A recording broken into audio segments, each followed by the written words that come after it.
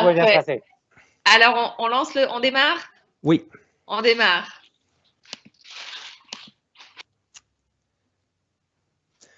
Alors, bonjour, chers parents.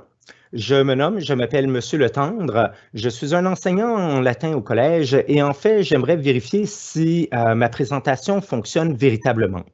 Donc, il serait très apprécié que quelqu'un écrive dans la section questions et réponses, peut-être un commentaire pour me dire oui, vous m'entendez comme il faut lors de cette présentation-là. Donc, j'attends quelques secondes. Moi-même, je vais écrire. Vous allez voir. Bonjour. Voilà, ici. Normalement, quelque chose devrait venir d'apparaître. Donc, j'apprécierais beaucoup une réponse. Ah, je viens d'en voir un deuxième. Conséquemment, ça veut dire que ça doit fonctionner. Alors, ce que je vais faire en ce moment, vous m'avez vu, je vais transférer à une présentation PowerPoint. Ça va prendre quelques secondes pour faire le partage et dès le moment où j'aurai fait le partage, je pourrai commencer véritablement. Donc, je m'en viens ici, voilà comme ça. Et je débute. Normalement, vous devriez avoir accès à ma présentation PowerPoint dès maintenant. Donc, comme je disais, je m'appelle Monsieur Letendre, je suis un enseignant en latin au Collège Jean de Brébeuf et je viens vous présenter l'option langue et civilisation latine. Le déroulement de la présentation sera le suivant. Dans un premier temps, ce que je vais faire, je vais présenter quelques généralités sur les options au collège, ainsi que sur la langue latine.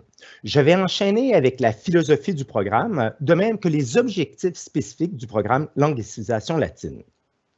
Lors d'une deuxième partie de ma présentation, je vais vous présenter des exemples de projets, de travaux réalisés par les élèves et je vais terminer avec une section questions et commentaires.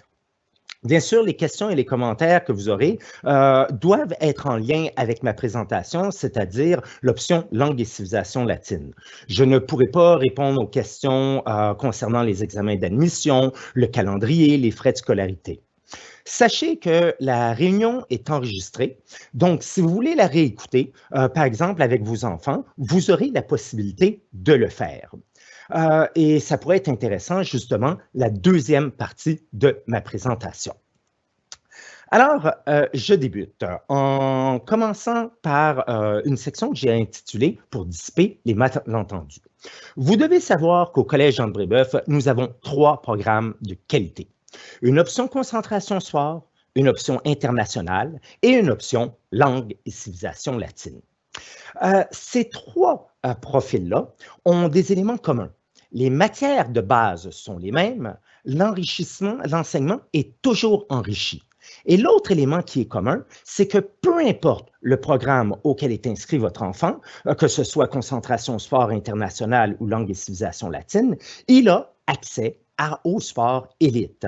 Ce que ça veut dire, c'est qu'un élève en langue et civilisation latine, comme il a accès au sport élite, il pourrait faire beaucoup de sport, autant qu'un élève en concentration sport qui aurait choisi de ne pas faire le sport élite.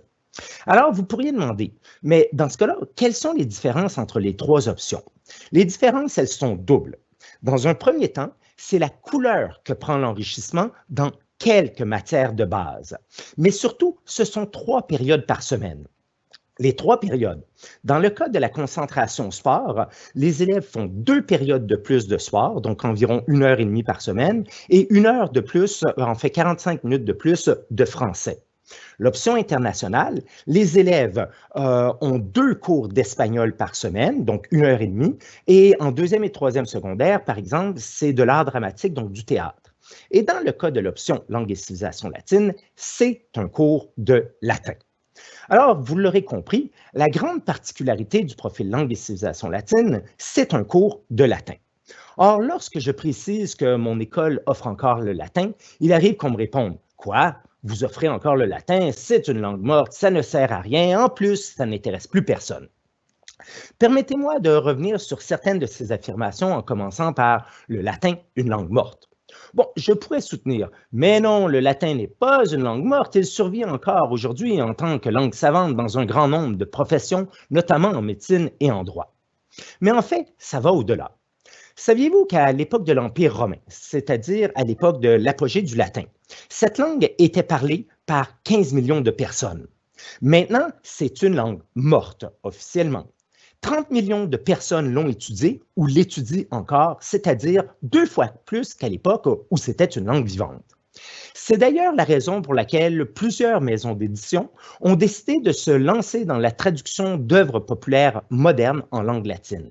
On peut penser à Harry Potter, au Hobbit, au Petit Prince, à Snoopy. Même Wikipédia, Facebook et les nouvelles internationales sont disponibles en langue latine. Mais c'est une langue morte. Passons à la seconde affirmation, le latin n'intéresse plus personne. Cette affirmation repose sur un constat. Au Québec, j'en conviens, le latin a pratiquement disparu des écoles secondaires. Mais saviez-vous que sur ce point, le latin est à contre-courant de ce qui se fait dans plusieurs autres pays? En fait, la langue est encore étudiée par des millions de personnes en Europe. En Allemagne seulement, on parle de 750 000 jeunes qui l'étudient annuellement. En France, en 2019, c'était 450 000 jeunes inscrits en latin. Bon, je vais vous sauter les chiffres pour les autres pays, mais il y a même des pays qui sont en train de le remettre. C'est le cas de l'Angleterre. En Angleterre, il y a 20 ans, 200 écoles publiques offraient le latin et maintenant, il y a 600 écoles publiques qui offrent le latin. Qu'en est-il maintenant à l'échelle locale, c'est-à-dire au Collège Jean de Brébeuf? Malheureusement, vous ne pouvez pas cette année vous déplacer pour assister à des portes ouvertes en direct. C'est très malheureux parce que vous auriez pu rencontrer mes élèves. Les élèves qui font du latin, vous remarqueriez, ils sont très enjoués et ils apprécient véritablement ce cours-là. Comment on peut expliquer le fait qu'il y ait un certain intérêt pour une langue morte? Eh bien, ça découle en partie de la philosophie derrière le programme, derrière les programmes modernes et donc celui ici au Collège Jean de Brébeuf. Ici au Collège, nous avons décidé d'adopter une approche moderne. Nous nous sommes distancés du cours classique. L'objectif n'est pas de former des latinistes et il n'y a absolument aucun lien avec la religion catholique. C'est pas de former des religieux, loin de là. En fait, le cours a été conçu comme un appui à l'ensemble des autres matières. Et de façon concrète, le cours est divisé en 2 volets bien intégrés. Un volet langue latine et un volet civilisation ancienne. Et les gens qui choisissent de suivre le latin et les parents qui décident d'envoyer leurs enfants en latin, c'est qu'en général, ils y voient de grands avantages. C'est une gymnastique intellectuelle, c'est un enrichissement linguistique et culturel, et en général, les gens y voient des bénéfices sur le long terme, et ça, c'est attesté. Passons maintenant aux objectifs spécifiques du cours de latin. Nous visons 3 catégories d'objectifs et la première catégorie d'objectifs, ce sont les objectifs linguistiques. En commençant par l'enrichissement du français. Bon, quand on fait du latin, on apprend la grammaire latine et il y a des liens évidents entre la grammaire latine et la grammaire française. Donc, chaque heure de latin, chaque fois qu'on fait de la grammaire, c'est faire de la grammaire française. Le latin, on ne le parle plus. Ce n'est pas l'objectif, ce n'est pas un cours de conversation. On le lit, on le traduit. Donc, les élèves sont initiés à des techniques de traduction. Ils font également de l'étymologie. L'étymologie, c'est-à-dire l'étude de l'origine des mots. Il y a 36 000 mots en français qui viennent directement du latin.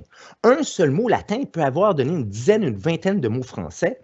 Et après 3 ou 4 années de latin, les élèves, en ayant fait de l'étymologie, ils peuvent être confrontés avec un texte en français. Ils ne comprennent pas le sens d'un mot, mais ils peuvent le déduire tout simplement parce qu'ils ont étudié du vocabulaire latin et donc ils comprennent le principe des racines. Mais le français n'est pas la seule langue qui profite de l'apprentissage de la langue latine. C'est enfin un médium de premier plan pour faciliter l'apprentissage de plusieurs autres langues modernes.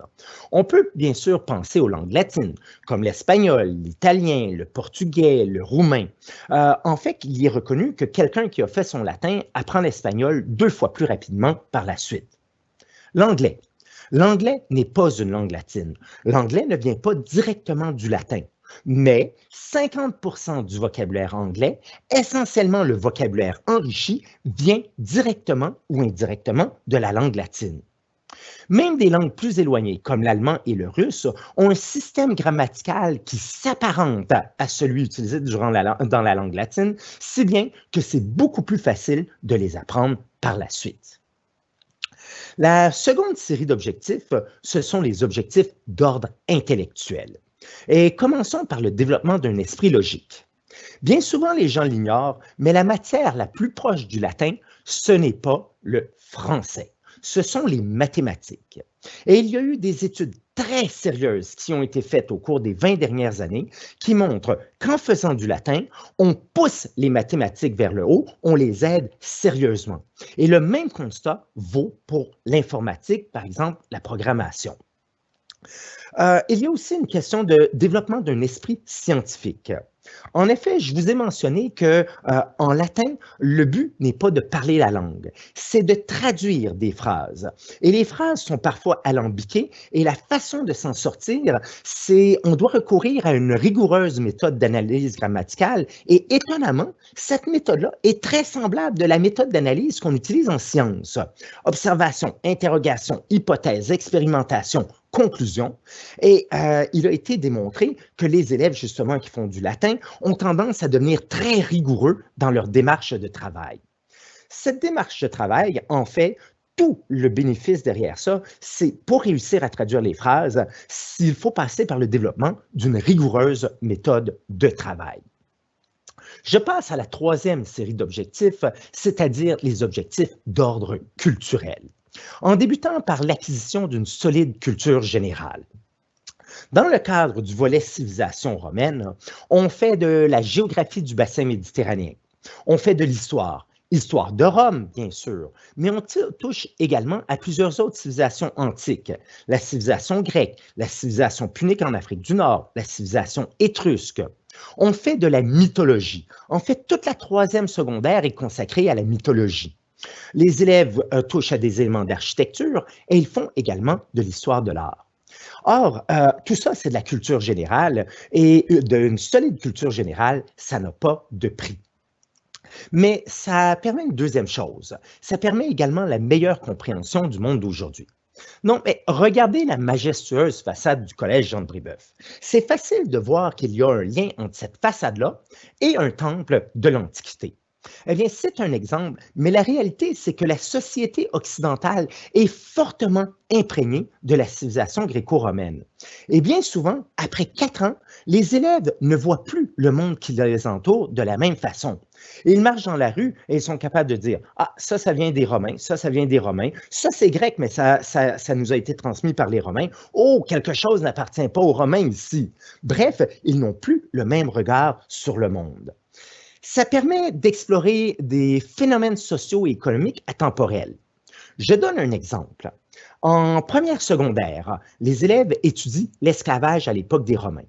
Eh bien, l'esclavage existe encore de nos jours et c'est même considéré comme un grand fléau. Quand on étudie l'esclavage à l'époque des Romains, on étudie en même temps l'esclavage au 21e siècle et on fait une comparaison, on sort les similitudes de même que les différences. On explore également des conflits, des structures politiques aux origines lointaines. Et je dois avouer franchement que ça, c'est très utile. Je vais vous donner un exemple. On dit tout le temps que la Grèce est le berceau de la démocratie, et c'est vrai. Mais la réalité, c'est que les démocraties occidentales ne sont pas basées exactement sur la démocratie grecque, elles sont beaucoup plus proches de la démocratie romaine qui était un système républicain. Et le pays le plus proche de ce système républicain-là, ce sont les États-Unis, notre voisin du Sud. Or, quand je fais le système politique, par exemple, romain, on en profite pour faire également le système politique américain pour faire ressortir des ressemblances de même que des différences. Vous comprendrez, le volet civilisation romaine, histoire de Rome, ouvre toute une série de possibilités pour des projets et des travaux. Et maintenant, je suis dans la deuxième partie de ma présentation. J'ai l'intention de vous présenter quelques exemples de projets réalisés par les élèves. Le premier projet que je vais vous présenter, c'est un projet de deuxième secondaire. En fait, je vais être franc avec vous, ça faisait plusieurs années que je le mûrissais dans mon esprit et j'ai réussi à le mettre en application l'année dernière pour la première fois, première semaine de confinement. Euh, En première et deuxième secondaire, les élèves étudient la vie quotidienne. Bon, les vêtements, les classes sociales, les loisirs, le théâtre, les gladiateurs, par exemple, les courses de chars. Mais ce qu'ils font également, c'est qu'ils étudient l'architecture, les différents types de bâtiments de l'époque des Romains. Par exemple, les maisons, ils vont étudier les amphithéâtres, les cirques, les théâtres, les temples. Et le défi que j'ai lancé à mes élèves, c'est je veux que vous me recréiez un bâtiment qui existait à l'époque des Romains en utilisant un logiciel 3D. En fait, j'ai donné deux choix à mes élèves.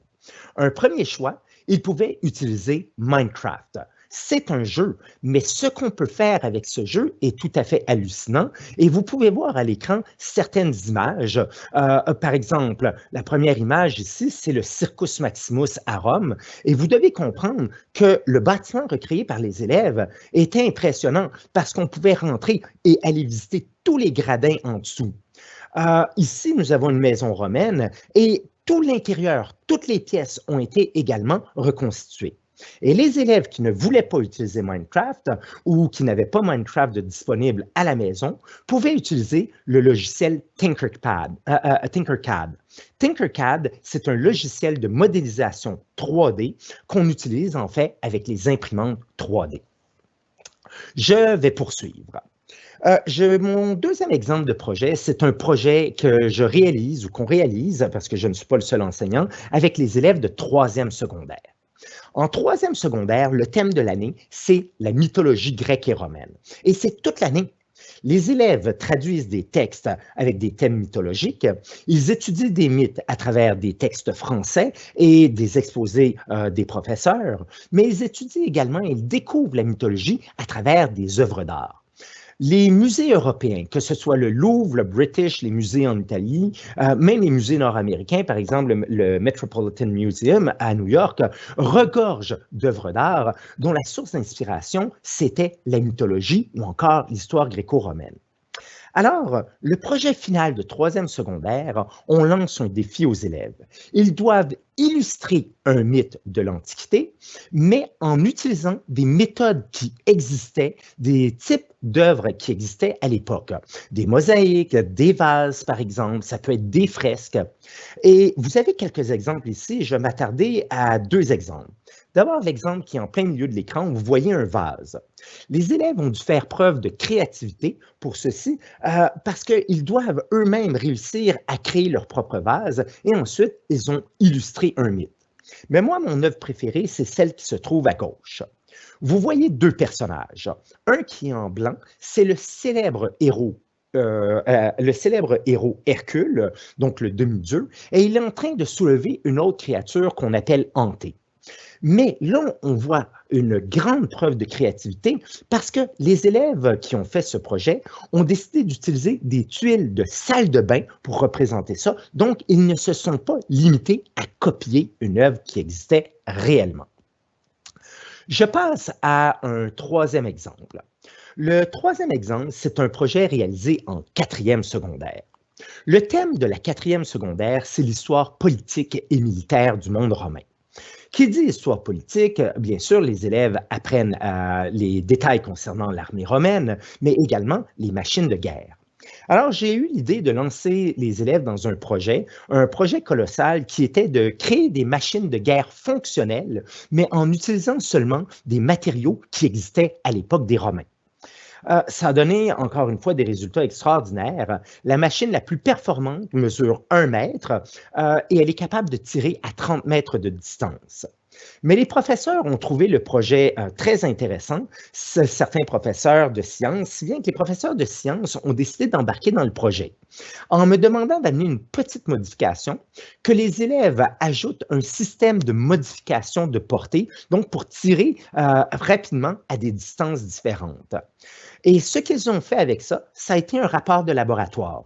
Un rapport de laboratoire avec des tableaux, des graphiques, trouver la relation mathématique entre le système de portée et le système de modification de portée. Dans le fond, ce que les élèves ont réalisé, c'est ni plus ni moins, un peu et en plus petit, le travail que des ingénieurs de la NASA font quand ils veulent mettre un projectile en orbite. Je passe à un dernier projet. Le dernier projet, qui est selon moi le plus impressionnant, c'est le projet final du profil langue et civilisation latine. Il est donc réalisé à la toute fin de la 4e secondaire. Projet à la fin de la 4e secondaire, ça fait 4 ans que les élèves étudient la civilisation romaine. Alors, je leur dis, maintenant, vous devez me créer une vidéo qui résume l'histoire de Rome en l'espace de 2 à 3 minutes. Je vais vous présenter un exemple d'une vidéo, j'en ai des dizaines et des dizaines tout à fait extraordinaires. Ce que j'espère, c'est que vous allez avoir accès au son quand je vais vous présenter cette vidéo-là. Donc, je commence et je commenterai ensuite. Oups, je reviens en arrière, une seconde, voici.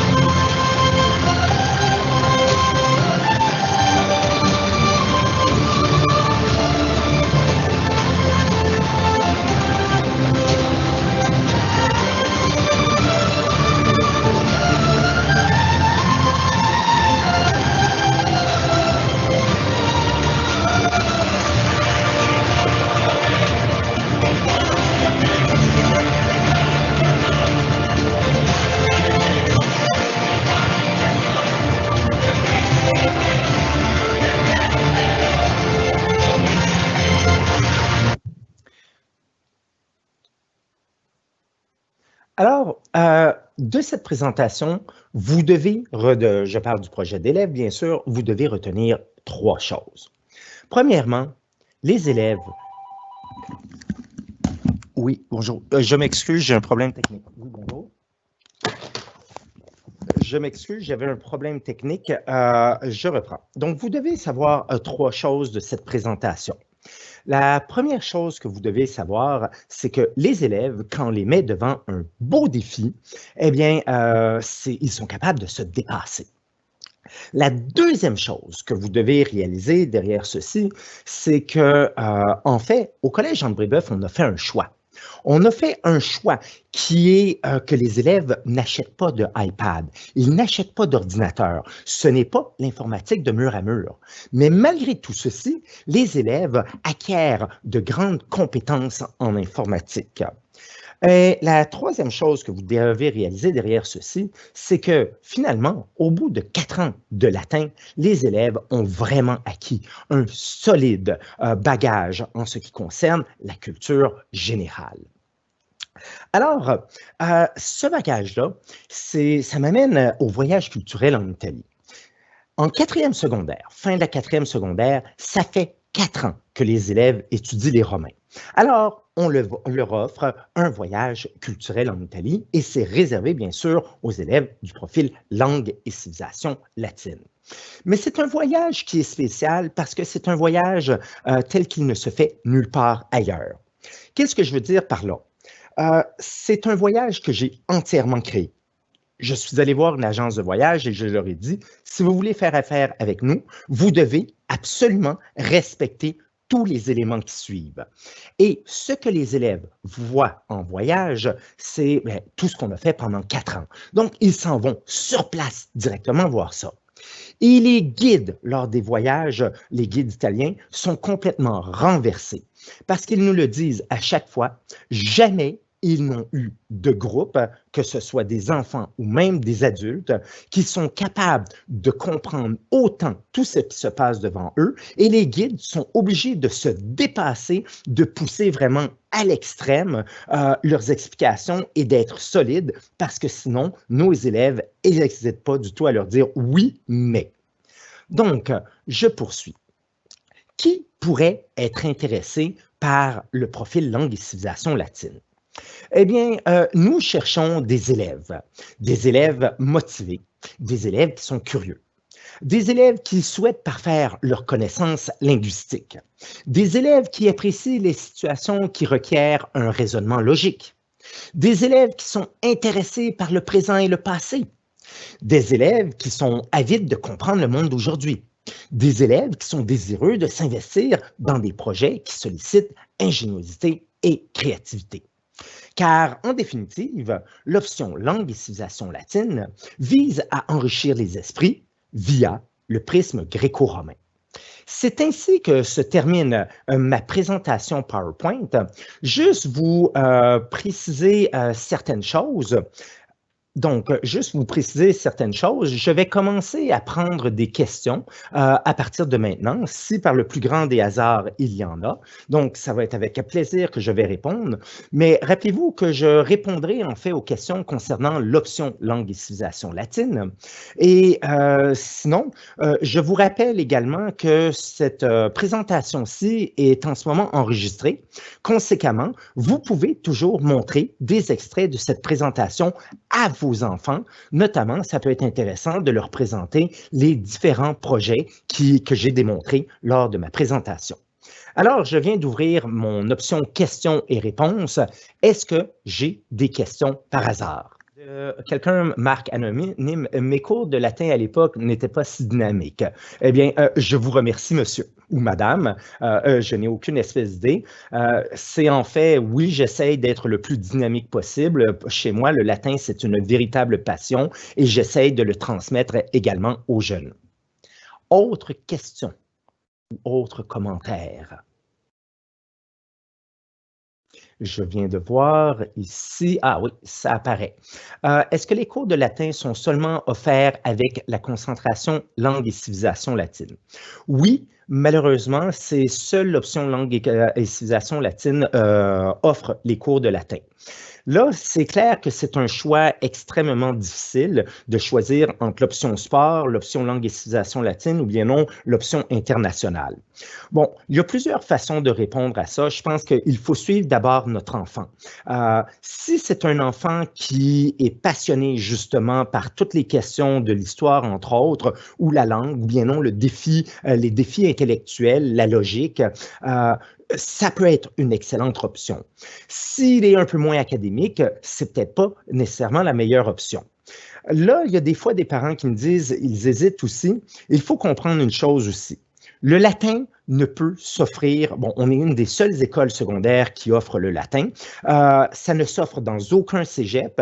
Et l'université, ça se fait, mais c'est des cours très spécialisés et très souvent, bon, je l'enseignais le latin à l'université jusqu'à il y a 2 ans aussi. Et en l'enseignant à l'université, j'avais des étudiants qui venaient de tous les départements, mais il y a beaucoup de personnes qui voudraient le faire et qui n'ont pas nécessairement l'occasion. Contrairement à de l'espagnol, il y a toujours moyen d'en resuivre à l'extérieur ou bien non à l'université ou même au cégep ou en parascolaire. Et le sport, on peut s'inscrire également à l'option élite et faire énormément de sport. Je lis comme question, est-ce que le voyage en 4e secondaire, tout le monde va? Non, c'est un voyage qui est optionnel.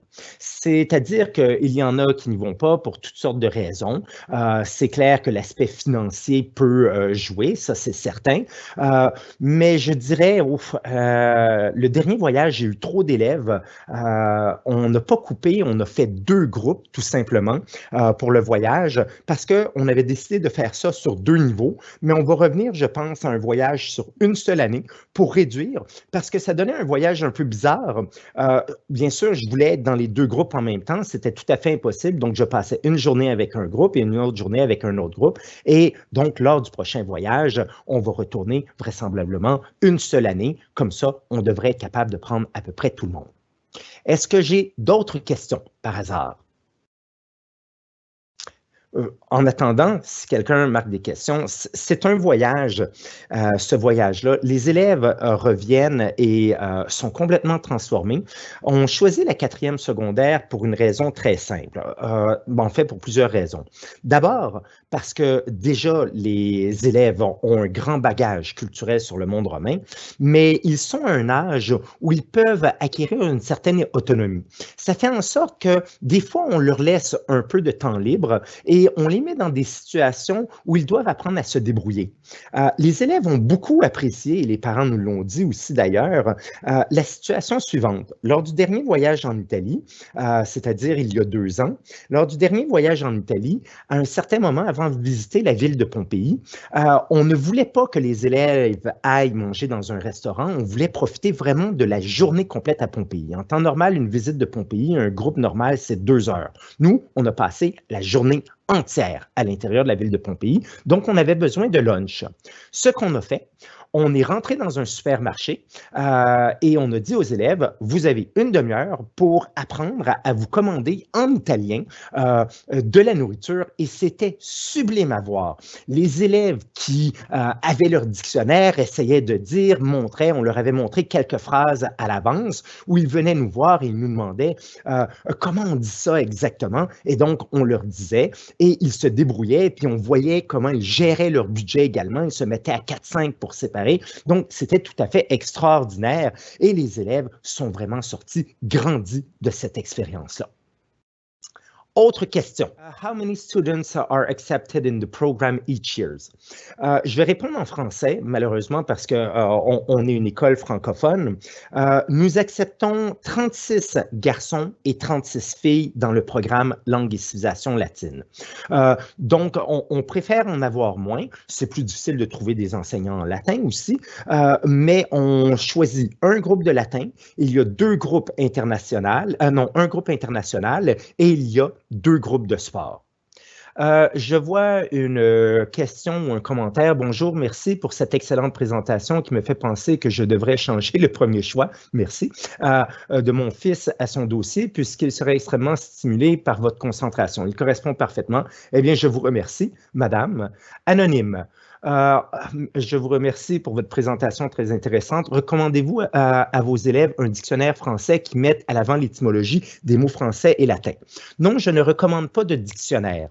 Je ne recommande pas de dictionnaire d'étymologie, surtout que de nos jours, honnêtement, avec Internet, on est capable de trouver ceci. Et nous avons accès à un site, à ce qu'on appelle Moodle, et je mets des liens, entre autres, des liens pour l'étymologie ou des dictionnaires, tout ceci. Donc, non, je ne recommande pas de dictionnaire étymologique et on le fait directement durant nos cours. Et juste commentaire, c'est moi qui choisis les mots. J'ai créé le matériel qu'on utilise au Collège Jean Brébeuf, mais il n'y a pas de dictionnaire. Est-ce que c'est une spécialisation très mixte garçons et filles ou il y a majoritairement de l'un ou de l'autre? Vous devez comprendre, donc, à la personne qui a posé cette question-ci, au collège, nous sommes une école mixte, mais les groupes sont unisexes. C'est-à-dire que les garçons restent avec les garçons et les filles restent avec les filles. C'est-à-dire, c'est une classe de 36 garçons est en latin et une autre classe de 36 garçons, une autre classe non, de 36 filles, cette fois-ci, est également dans le profil langue et civilisation latine. Donc, il y a autant de garçons que de filles qui suivent ceci. J'ai Madame Vanier-Clément sur de la question. Est-ce que le magnifique programme que vous avez présenté fait partie de 2 périodes de latin par semaine ou il y a également un autre cours? C'est la différence entre le profil langue et civilisation latine et les 2 autres profils. Les 2 autres profils, c'est ce que j'ai dit au début de la présentation. L'option sport, c'est 2 périodes de sport et 1 période de français de plus. L'option internationale, c'est 2 périodes d'espagnol et, par exemple, à partir de la 2e secondaire, de l'art dramatique. Nous, c'est 3 périodes par semaine le latin. La réalité, ça se répartit à peu près de la façon suivante. Il y a 2 périodes en lien avec le latin directement et une période donnée, bien sûr, par le même enseignant, c'est la civilisation romaine. Sauf que ce n'est pas réparti, OK, cette semaine, 2 périodes, 1 période. C'est-à-dire que je pourrais faire pendant 1 semaine et demie, juste du latin, et ensuite passer 3-4 cours sur la civilisation romaine. C'est d'habitude de la façon dont je procède. Et vous devez comprendre comment est construit le cahier que j'ai composé, ou les cahiers que j'ai composés. La façon dont ça fonctionne, je montre d'abord l'aspect grammatical. On fait des exercices pour pratiquer la grammaire. Ensuite, on traduit des textes, mais tous les textes ont des thèmes de civilisation, de mythologie ou d'histoire politico-militaire en 4e secondaire. Et déjà, ils voient de la civilisation à travers ça. Et une fois qu'on a terminé une série de 2 textes en temps normal, là, on fait un véritable cours de civilisation. J'espère que ça répond à votre question. Les voyages durent combien de jours? On va en Italie, ça dure 11 jours. Ce que je peux vous dire, c'est l'itinéraire que j'ai créé. C'est lors du dernier voyage, parce que des fois, j'amène des modifications d'un voyage à l'autre. Lors du dernier voyage, on est arrivé à Rome. La première chose qu'on a fait, on est allé visiter Ostia Antica. Ostia Antica, c'est l'ancien port de la ville de Rome. Il y a des anciens restaurants romains très bien conservés, un théâtre très bien conservé. J'ai choisi cet emplacement-là parce qu'on voit encore des anciennes toilettes romaines également. Bref, plusieurs éléments qu'on ne retrouve qu'à cet endroit-là. Ensuite, on est descendu dans le sud. Dans le sud, on a visité la ville de Pompéi, une journée complète. On a également visité la ville d'Herculanum, qui a été détruite par le mont Vésuve en même temps que la ville de Pompéi. Et les deux se complètent très bien. Tout le monde va tout le temps voir Pompéi, mais moi, en tant qu'historien du monde romain, parce que c'est ma formation à la base, je préfère la ville d'Herculanum. Elle donne un meilleur aperçu de qu'est-ce que le monde romain. Toujours dans le sud de l'Italie, on visite la villa de l'impératrice Poppée. On descend plus au sud à Paestum, où se trouvent les temples grecs les mieux conservés de l'Italie, à part la Sicile. Donc, on s'en va à cet endroit-là et il y a un superbe musée. On en profite une journée de répit pour aller à Capri, superbe île, et ensuite on remonte. Quand on remonte, on arrête à Puzzolé, où il y a un amphithéâtre romain bien conservé, et on remonte sur Rome. À Rome, on fait bien sûr le Colisée, on voit le Forum. Qu'est-ce qu'on fait? On va voir 2 musées. Le musée Capitolin, qui est un musée consacré au monde romain, de même que le Palazzo Massimo. À peu près personne ne va dans ce musée-là, mais il est tout à fait extraordinaire. Et lors du dernier voyage, on a également fait une randonnée à vélo sur la Via Appia, la première route romaine construite, et on est allé voir également des aqueducs romains. Bref, tout ça en l'espace de 11 jours. Autre question. Si un élève est dans le programme latin au cégep, est-ce qu'il peut aller dans le programme BI de Brébeuf? Oui, absolument. En fait, le programme BI au secondaire n'existait pas avant. Ça fait quelques années qu'il est là. Et avant, les élèves transféraient ensuite, peu importe d'où ils viennent, même un élève de l'extérieur du collège a l'occasion d'aller justement en BI ou au cégep. Et donc, ça donne de toute façon la certification BI si on fait le programme latin et qu'ensuite on est en BI rendu plus tard. J'ai Madame Joubinville et Monsieur Foster, Guitès, qui demandent merci beaucoup pour votre présentation. Dommage que les parents ne soient pas admis dans votre classe. Merci beaucoup. Ça coûte combien le voyage? Là, je serais un peu en peine de vous répondre parce que ça varie à chaque année. Ça varie à chaque année, dépendant du nombre d'élèves qu'il y a. Plus il y a d'élèves, moins ça coûte cher. Et donc, ça dépend de toutes sortes de choses, mais c'est environ, en fait, je n'ai pas les chiffres en ce moment, c'est entre 2 et 3 000 $, mais je ne me souviens plus c'est quoi le montant. Sauf que tous les chiffres que je pourrais vous donner sur le coût d'un voyage sont actuellement caduques. Compte tenu de la situation mondiale, pour cette raison-là, on n'a absolument aucune espèce d'idée qu'est-ce que ça va donner sur les coûts d'un voyage dans le futur. Donc, je ne peux pas dire qu'est-ce que ça va donner quand on va recommencer à faire les voyages scolaires. Est-ce que j'ai d'autres questions ou d'autres commentaires? Je présume que l'enseignement du latin de la civilisation à Brébeuf est inspiré de la tradition jésuite de l'école. En fait, vous présumez une bonne chose, c'est-à-dire que nous, on l'a conservé probablement parce qu'on est un collège jésuite, mais je pense que c'est également un choix d'institution parce qu'il y a d'autres collèges jésuites et d'autres collèges religieux qui ont décidé de ne pas conserver l'enseignement du latin. C'est un choix d'école, mais ça s'inscrit très, très bien dans la tradition jésuite, qui est une question de dépassement, une question de donner son maximum. Mais ce n'est pas du tout le lien avec le lien religieux qui est là. C'est vraiment une recherche pour aller encore plus loin. Anonymous, are the advantage of studying Latin reflected in the students' math and French performance? Je vais vous répondre en français. Oui, ça se voit en français et ça se voit en mathématiques.